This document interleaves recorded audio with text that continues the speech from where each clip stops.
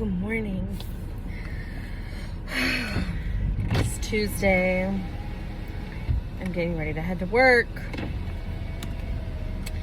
I'm excited because I get to see one of my awesome friends this evening, and she's a fat babe. So I get to spend time with an awesome fat babe that I absolutely adore.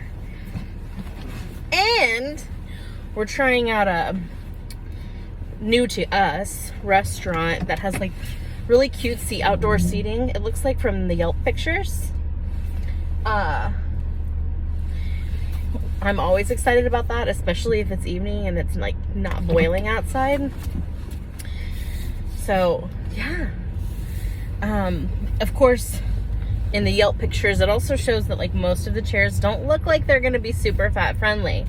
However, I am willing to walk in with an open mind and see for myself if that holds true or not. Hold on. Gotta get over this bump. To see if that holds true or not. And I would be really, really stoked if it turns out that I am wrong. Sorry, my sleeve needs a little bit of attention here. So anyways, there's that. I wanted to update y'all just a little bit about the coaching situation that I'm experiencing. Not that I'm giving, but that I'm experiencing, because I've talked about it in my blog, which is probably where you found this video. And I left off with feeling like some of the stuff I was looking at was inherently and overtly anti-fat language, fat-phobic language. And a lot of it was centered in this very diet-cultured mindset. Without going into like too much about what it was that I was reading or going through, I will say this. There were activities in the workbook where you're supposed to state whether some type of thought is a kind of a physical thing that you experience, or if it is a mental and emotional thing that you experience. And you're also supposed to be working through like what you can do to mitigate experiencing those things. Like, what can you do in your life to essentially help yourself, to keep yourself from going through unpleasant experiences. And like the framework for that sounds great. The problem is that the language was entirely fat phobic, sprinkled with some misogyny, but mostly fat phobic. And when you're phrasing things, and I'll use an example here, like I punish myself by eating foods even though I know I could and should look and feel better.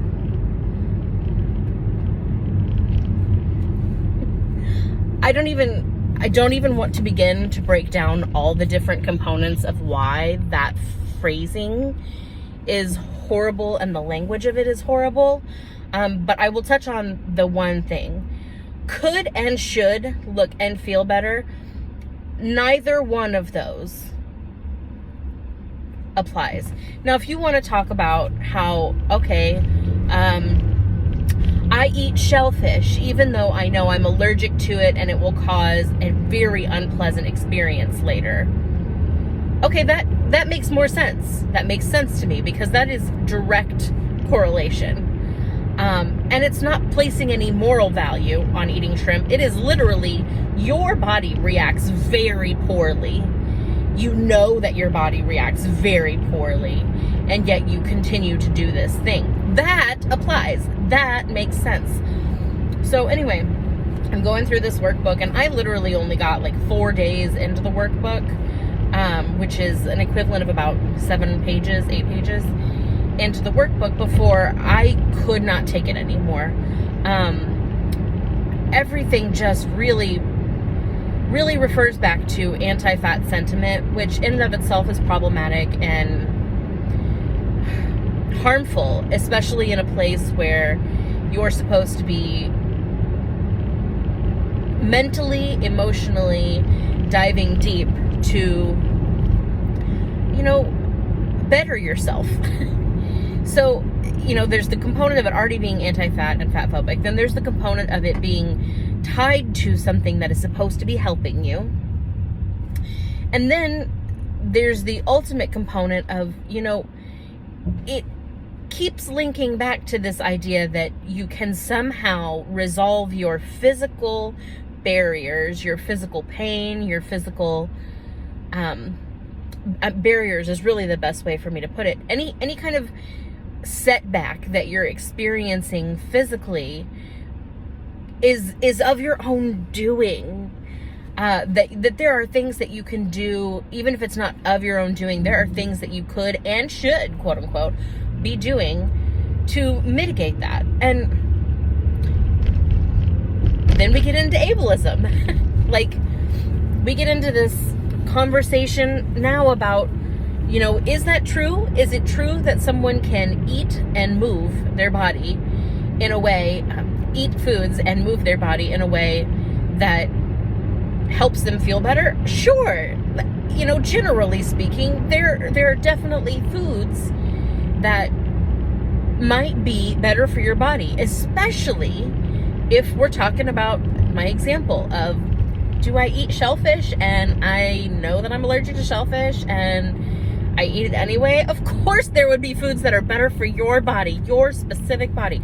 It's this very generalized text though, where it's telling you the things that you're finding yourself up against physically and the pain you might be encountering or the walls you might be encountering physically are things that are your responsibility to change about your body. And, not only is that super ableist, but it also doesn't address the fact that a lot of things that people experience physically, especially if you're in a fat body,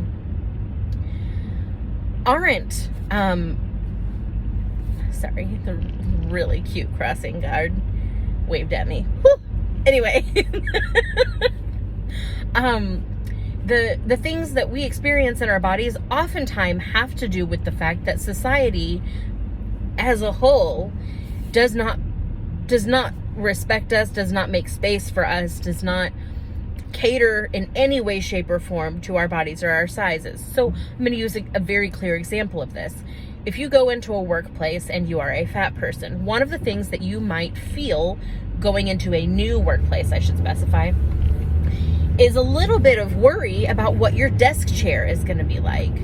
Will my body fit in this desk chair? Does it have arms? Are they going to dig into my sides?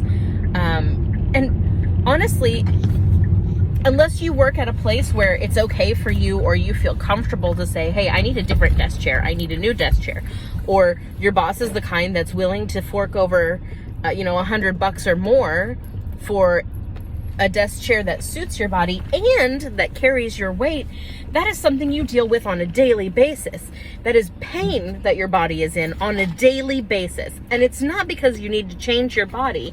It's because the fucking chair that you're sitting in isn't in any way, shape, or form helpful for you.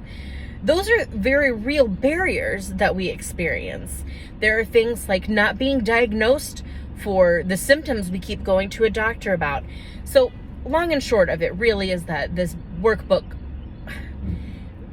I hate to use the word gaslighting, but this workbook was so diet culture centric and anti-fat that it was gaslighting me as a fat person into believing that I had 100% responsibility for all of this. And that I could change all of it. It's a really dangerous mindset to get yourself in, especially if you've extracted yourself. I'm going to order Dunkin' real quick, so y'all are going to hear my order. Hang on. Apologies. I had to cut you off because I forgot that my app wouldn't pull up while I was recording. Anyway. So this really dangerous way of thinking that many people have when they have an eating disorder, or when they have just simply disordered eating styles, is that you can alter or change and control your body through the food that you eat. And while there is certain aspects of your body that you might be able to alter, control, change, whatever, through foods that you eat or movements that you do, you cannot ultimately have full control of your body. And the vast majority of people, this is especially true to, that mentality, that emotional way of being where you are trying to control your entire body with the foods that you eat or the movements you do with your body, get you into a really shitty mental and emotional space. So it's difficult when I have worked so hard to overcome this way of thinking and practiced over and over and over again for years on years on years now, to suddenly be thrust back into this mentality. This workbook is not something I would have picked up for myself. It is not something that I would have read for pleasure for myself. It is not something that I would have in any way, shape, or form chosen. But it was put upon me by someone's catalog of what they use in their coaching practice. And because I did not specifically go out and hire this coach, it's being provided to me through work. I don't really have the opportunity here to say, hey, I would like to work with someone who better understands and has a better catalog suited to the way that I have walked through life, the way that I experience life, and mentalities that don't further marginalize or harm me. So I don't have that opportunity. So what I did was I took the opportunity to educate the coach and let them know, last week when we met, I let them know that all things diet culture, weight loss, all of that, anything related to that I am in no way, shape, or form willing to discuss those things. The coach then in turn told me an anecdotal story about their kids and how they managed to essentially cure or overcome an autoimmune disorder or autoimmune issues strictly by changing their diet. Which I smiled, said I thank you for respecting my boundaries, waited out that awkward silence, and then we proceeded and moved on to something else. Because again, you set a boundary, leave it there. You don't need to debate it. You don't need to further explain yourself. Well, after going through this workbook this past week, that was after my meeting last week, I decided that I was going to further expound and reset that boundary more clearly and with a bit of further explanation so that perhaps the coach would see where I'm coming from. And in that boundary, I specifically stated, while I'm not opposed to working through these methods and practices with you, what I won't do is continue with this workbook because the language in it, the practices in it, are inherently fat phobic. They're anti-fat ideologies. They're ableist ideologies that completely discredit the way that I experience life. And I don't really know what I was expecting. As a nervous Nelly or an anxious person, I always kind of try to play out in my mind all the different ways that things can go. But I definitely wasn't expecting for the coach to then say, they were receptive to the fact that I gave them 2 books. I tried to narrow it down to 2 that I felt like they should at least look up, even if they weren't going to read them, look them up and kind of see what they're about to better understand me and my mentality and maybe how I need to be approached. They were receptive to that. They wrote that down. Sorry about all the noise. I just really like having my window down. Anyway, receptive, wrote it down, and then, was suddenly like, okay, well, let's just put a pause on all this then, and I'll speak, with your employer about, ways that I might be able to help, or, things that I might not be able to do. And I said, okay, like that's not an exact quote, by the way. It's just, that's the essence of it. And so our meeting was all of 16 minutes long out of what normally would be a 60-minute meeting. And I felt very much like, also what was said was, I've been working from these books for years, and, I don't think that they were being defensive in the sense of like trying to discredit what I was saying. I feel like, or what felt at the moment, and does still feel this way, is that, they were telling me their limitations. I asked, do you know what diet culture is, or what I'm referencing? Because I could see the confused look on the person's face. And, they said no. So it's entirely possible that I have come across a coach who has no clue about any of the body positive, fat liberation, fat justice movements. And I'm okay with that. I'm okay. I think people have things to offer outside of the realms that we operate in. I think that there are many things that this person could still offer me. I need to make clear, though, that I am not in any way, shape, or form subscribing to this mentality, nor do I want to hear it, especially not every week, where we trace back to a physical aspect of things. That's not going to happen. I'm not doing that.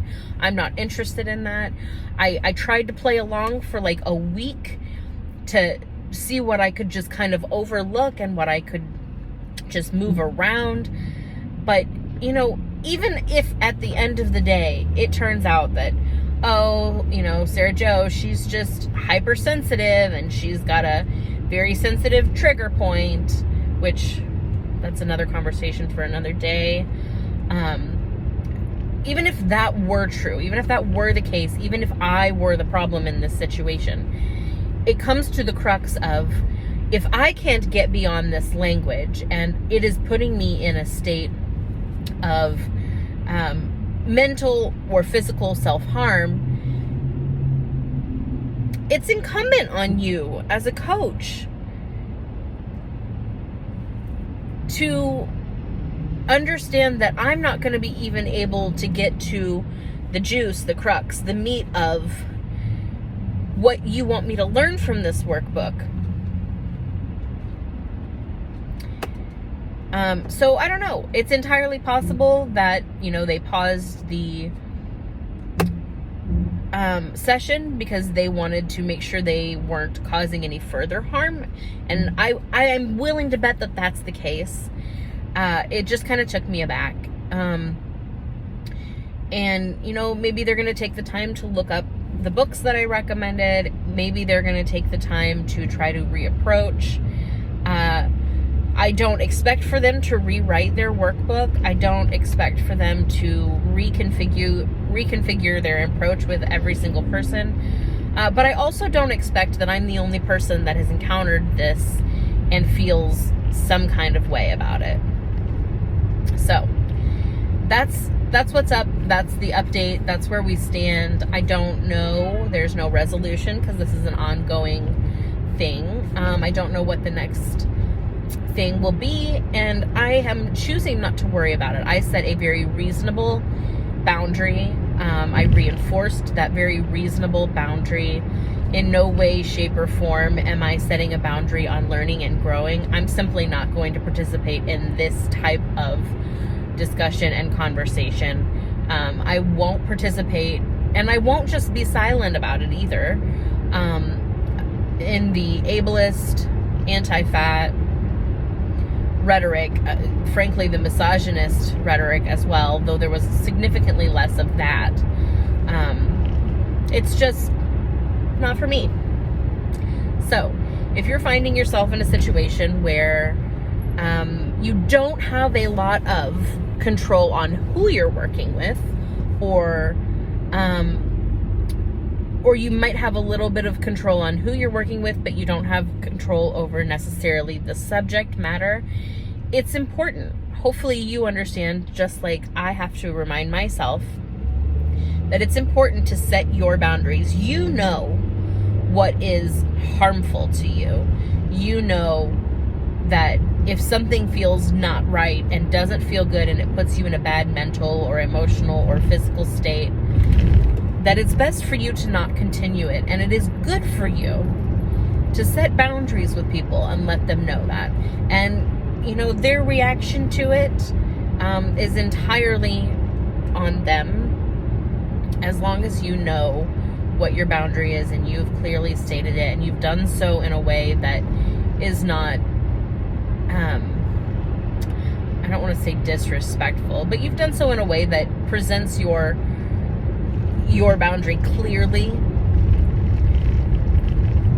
Just set boundaries.